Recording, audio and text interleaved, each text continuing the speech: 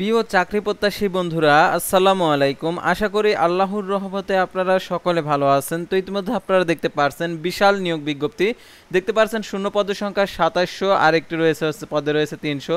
তো এই নিয়োগ বিজ্ঞপ্তি সংক্রান্ত এ টু জেড বিষয় আজকের এই ভিডিওটিতে তুলে ধরা হবে। তো দেখতে পারছেন এখানে নিয়োগ বিজ্ঞপ্তি প্রকাশিত তারিখ ১৫ই জ্যৈষ্ঠ ১৪৩২ বঙ্গাব্দ এবং ২৯শে মে ২০২৫ খ্রিস্টাব্দ তারিখে এই নিয়োগ বিজ্ঞপ্তিটা প্রকাশিত করেছে। দেখতে পাচ্ছেন গণপ্রজাতন্ত্রী বাংলাদেশ সরকারি কর্মকমিশন সচিবালয়ের এই নিয়োগ বিজ্ঞপ্তিটা আগারগাঁও শেরেবাংলা নগর ঢাকা ১২০৭ অর্থাৎ সকল জেলার প্রার্থী এই নিয়োগে আবেদন করতে পারবেন।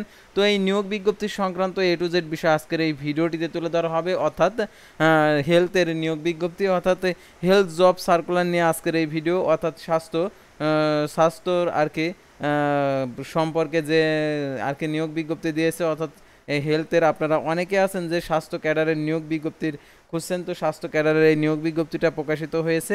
এই নিয়োগ বিজ্ঞপ্তির আবেদনের ক্ষেত্রে শিক্ষাগত যোগ্যতা, বেতন স্কেল, আবেদনের শুরুর তারিখ, শেষ তারিখ, আবেদন ফি কত টাকা, আবেদন কিভাবে করতে হবে, সাধারণত আবেদনের ক্ষেত্রে যে আরও যে সকল শর্তাবলী রয়েছে, পরীক্ষাটা কোথায় হবে, সম্পূর্ণ কিছু বিস্তারিত আজকের এই ভিডিওটিতে তুলে ধরা হবে। তাই ভিডিও শুরুর প্রথমে আপনি যদি অল জব নিউজ বাংলাদেশ এই চ্যানেলে প্রথমবার এই ভিডিওটি দেখে থাকেন তাহলে অবশ্যই আমাদের এই চ্যানেলটিকে সাবস্ক্রাইব করে রাখবেন, notification bell button all press করে রাখবেন, এই ভিডিওটিতে একটি লাইক করে দেবেন। যারা ফেসবুক পেজে ভিডিও দেখছেন ফেসবুক পেজটি ফলো দিয়ে রাখবেন, কারণ আপনার যোগ্যতা অনুযায়ী নিয়োগ বিজ্ঞপ্তি আসার সাথে সাথে আপনি জানতে পারেন আমাদের এই চ্যানেলের মাধ্যমে, আমাদের ফেসবুক পেজের মাধ্যমে।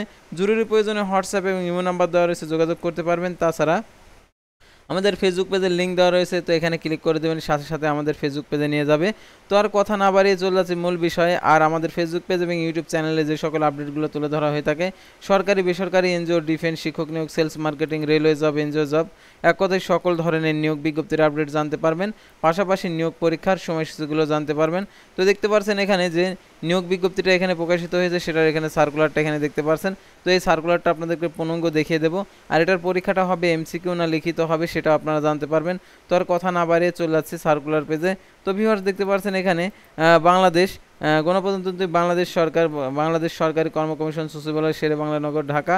তো দেখতে পাচ্ছেন এখানে যে কথাগুলো বলা রয়েছে, বাংলাদেশ সিভিল সার্ভিস স্বাস্থ্য ক্যাডারের নিম্নোক্ত শূন্য পদে সমূহ প্রতিযোগিতামূলক 18তম বিসিএস এর বিশেষ পরীক্ষার 2025-এর মাধ্যমে পূরণের জন্য যোগ্য প্রার্থীদের নিকট থেকে অনলাইন আবেদনপত্র আহ্বান করা যাচ্ছে। বিসিএস স্বাস্থ্য ক্যাডারের নাম, পদের সংখ্যা দেখতে পাচ্ছেন সহকারী সার্জন নেবে এখানে 2700, অর্থাৎ ক্যাডারের কোড হচ্ছে ক্যাডার পদের কোড হচ্ছে 410, এমবিবিএস অথবা সমমান ডিগ্রি, এখানে বিষয় কোড হচ্ছে 391। তারপর দেখতে পাচ্ছেন সহকারী ডেন্টাল সার্জন, এটা 450 কোড, আর এটা 300 জন নেবে। বিডিএস অথবা সমমান ডিগ্রি 392 কোড।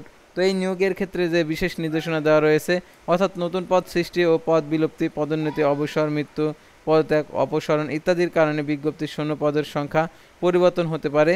এবং বিসিএস স্বাস্থ্য ক্যাডারের নিম্নবর্ণিত যে প্রার্থীর নির্ধারিত শিক্ষাগত যোগ্যতা না থাকলে উক্ত আবেদন করতে পারবে না। কোনো প্রার্থী বিদেশ থেকে অর্জিত ডিগ্রিকে বিসিএস এর ক্যাডারের পদের জন্য প্রযোজ্য শিক্ষাগত যোগ্যতার সমমানের দাবি করলে তাকে সেই মর্মে বিএমডিসি কর্তৃক প্রদত্ত ইকুইভ্যালেন্স সনদের সত্যায়িত কপি মৌখিক পরীক্ষার বোর্ডে আর কি জমা দিতে হবে। একইভাবে বিভিন্ন নামে ডিগ্রির ক্ষেত্রে প্রযোজ্য শিক্ষাগত যোগ্যতার সমমানের দাবির ক্ষেত্রে কর্তৃপক্ষ কর্তৃক ইস্যুকৃত ইকুইভ্যালেন্সের সনদ জমা দিতে হবে। ইকুইভ্যালেন্স সনদের মূল কপি মৌখিক পরীক্ষার বোর্ডে অবশ্যই উপস্থাপন করতে হবে, অন্যথায় মৌখিক পরীক্ষা গ্রহণ করা হবে না। আর দেখতে পাচ্ছেন এখানে আরও যে তথ্যগুলো দেওয়া রয়েছে, অর্থাৎ অনলাইনে 48তম বিসিএস এর বিশেষ পরীক্ষা 2025 আবেদনপত্র বিপিএসসি ফর্ম 1 পূরণ এবং পরীক্ষার ফি প্রদানের জমাদানের শুরুর তারিখ দেখতে পাচ্ছেন। অনলাইন আবেদনপত্র পূরণ ও পরীক্ষার ফি জমাদানের শুরুর তারিখ 1/6/2025 সকাল 10টা। অনলাইন আবেদনপত্র জমাদানের শেষ তারিখ 25/6/2025 সন্ধ্যা 6টা। আবেদনপত্র জমাদানের শেষ সময় 25/6/2025 খ্রিস্টাব্দ তারিখে, অর্থাৎ সন্ধ্যা 6টার মধ্যে আবেদন করতে হবে। ইউজার আইডি প্রাপ্ত প্রার্থীরা 72 ঘন্টা অর্থাৎ 28/6/2025 খ্রিস্টাব্দ তারিখে সন্ধ্যা 6টা পর্যন্ত সময়ের মধ্যে 12 নম্বর অনুচ্ছেদের অনুযায়ী নির্দেশনার ফি জমা দিতে পারবেন।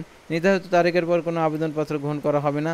আর দেখতে পাচ্ছেন এখানে বয়সীমা 1/5/2025 খ্রিস্টাব্দ তারিখে 21 থেকে 32 বছরের মধ্যে হতে হবে। আর কি জন্ম তারিখ 2/5/2004 হতে সর্বোচ্চ 2/5/1993 পর্যন্ত। প্রার্থীর বয়স কম বেশি হলে আবেদনপত্র যোগ্য গ্রহণযোগ্য হবে না। নাগরিকত্ব বাংলাদেশি নাগরিক হতে হবে এবং লিঙ্গ অবশ্যই দেখতে পাচ্ছেন এখানে লিঙ্গ নির্বিশেষে বিজ্ঞাপিত যোগ্যতাধারী বাংলাদেশের যে কোনো নাগরিক 48তম BCS এর পরীক্ষার প্রসেসে অংশগ্রহণ জন্য যোগ্য হবেন।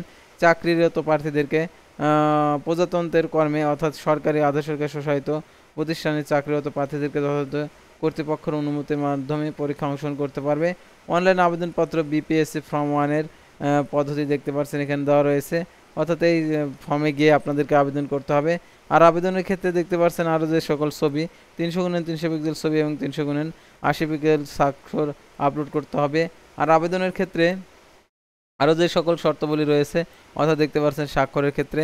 আর এখানে সিভিল সার্জনের যে বয়স যোগ্যতা সরাসরি নিয়োগযোগ্য পরীক্ষার 2014 এর 9/4 ক খ এর বিধিমালা অনুযায়ী পরীক্ষার ফি প্রদান। তো দেখতে পাচ্ছেন এখানে যে 2টি SMS এর মাধ্যমে টেলিটক প্রিপেড মোবাইল নাম্বারের মাধ্যমে যে টাকাটি প্রদান করতে হবে অর্থাৎ 200 টাকা আর কি প্রদান করতে হবে। আর ক্ষুদ্র নিগোষ্ঠীর প্রতিবন্ধী তৃতীয় প্রার্থীদের ক্ষেত্রে 50 টাকা, আর কে টেলিটক সার্ভিস 6 টাকা 656 টাকা। কীভাবে টাকাটি প্রদান করবেন সেই টাকা প্রদানের পদ্ধতিটাও দেওয়া রয়েছে। আর এই প্রবেশপত্র প্রাপ্তির বিষয়টি হচ্ছে আপনার মোবাইল ফোনে যে একটি টেলিটক আর কি টেলিটক আর কি প্রিপেড মোবাইল নাম্বারের মাধ্যমে আপনাদেরকে SMS জানিয়ে দেবে পরীক্ষার সংক্রান্ত যে কোনো তথ্য, অর্থাৎ যে নাম্বারটি আপনি আবেদনপত্রে উল্লেখ করবেন সেই নাম্বারে আর কি SMS এর মাধ্যমে জানিয়ে দিবে, অর্থাৎ টেলিটক প্রিপেড মোবাইল নাম্বার থেকে আপনাদের SMS যাবে।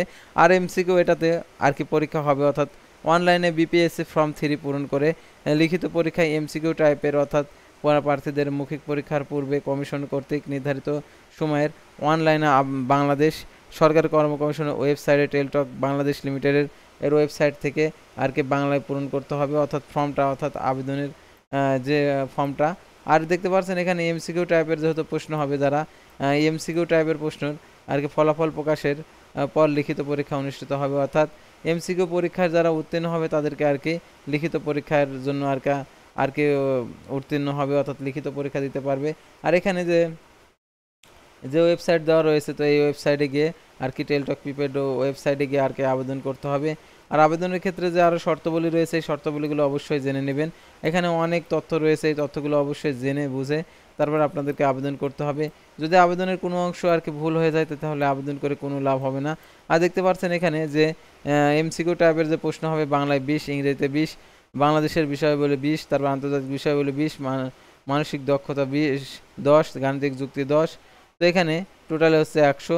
আর হচ্ছে সংশ্লিষ্ট ক্যাডার প্রযোজ্য ক্ষেত্রে পদের জন্য প্রাসঙ্গিক বিষয়ের উপরে হচ্ছে 100 মার্ক। টোটালি 200 মার্কের পরীক্ষা হবে, সময় হচ্ছে 2 ঘন্টা।